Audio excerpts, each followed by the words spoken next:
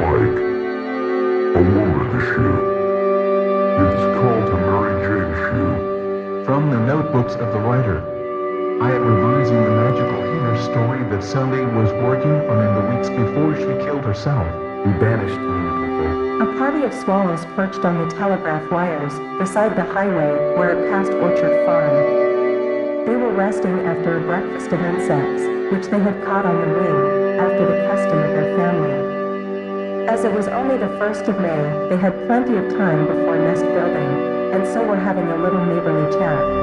If you had glanced at these birds carelessly, you might have thought they were all of one kind, but they were not.